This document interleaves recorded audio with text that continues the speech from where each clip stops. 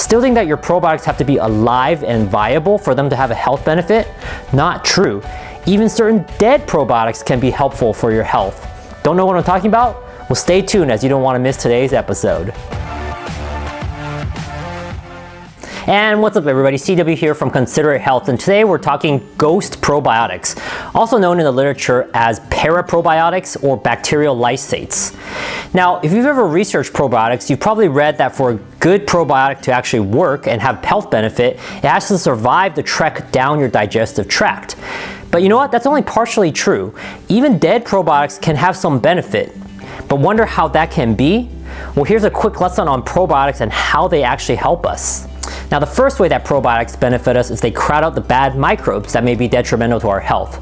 So it's like putting more sheriffs in the neighborhood to help crowd out the bad guys. Now, the second way carries this illustration further. Probiotics, which are oftentimes good bacteria, can actually produce natural antibiotic substances against other harmful bacteria. So not only are the sheriffs outcrowding the criminals, they're actually producing compounds targeting and killing them. Now, the third way that probiotics can benefit us is by producing certain compounds that are beneficial to our health, including our immune system. Now, this can include vitamins, include certain proteins, certain short-chain fatty acids. Oftentimes, this is what's known as postbiotics. So it's kind of like the sheriffs now handing out gifts to the neighborhood to help support them. Now, these three mechanisms obviously require the probiotics to be alive. But how about this fourth mechanism? Probiotics can contain components and fragments of their own bodies that help support and stimulate our immune system in a beneficial way. Now, this mechanism does not require the probiotics to be alive. So hence the term ghost probiotics, because they can help us even when they are dead. It's like Casper the Friendly Ghost.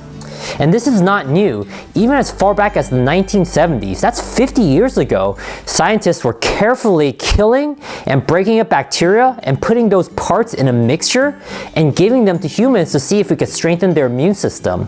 And guess what happened? These inactivated bacterial mixtures actually worked, stimulating the immune system and strengthening barrier defenses of the mucous membranes, which lines the digestive system, respiratory system, and the urogenital system. Now, what's interesting is that when these mixtures were given through the blood, it actually didn't have much benefit. But when given underneath the tongue, or when swallowed, or given through the nose, there actually was benefit and actually stimulated the body's antibodies and also other immune cells. Okay, so what we really want to know is in what conditions have these bacterial lysates or ghost probiotics been shown to be effective for? Well, let's take a peek at some studies. In kids, they've been shown to decrease respiratory infections, including colds and sinus infections, although not much benefit in acute respiratory distress syndrome, or ARDS. Now, what about adults? Likewise, there's also been benefit for respiratory infections, including for chronic respiratory infections, sinus infections, COPD exacerbations, and chronic bronchitis. Pretty remarkable, huh? And guess what other respiratory condition that is very prevalent in our world nowadays that this bacterial lysates or ghost probiotics have been investigated on? That's right, SARS-CoV-2, and the evidence looks promising. And that's just the beginning. Listen carefully to what this article says that ghost probiotics have the potential to do. They can help regulate innate and adaptive immunity, exert anti-adhesion, anti-biofilm, anti-hypertensive, anti-inflammatory, antioxidant, anti-proliferative, and antagonistic effects against pathogens, while also enhancing clinical impact and general safety when administered in children in comparison to probiotics.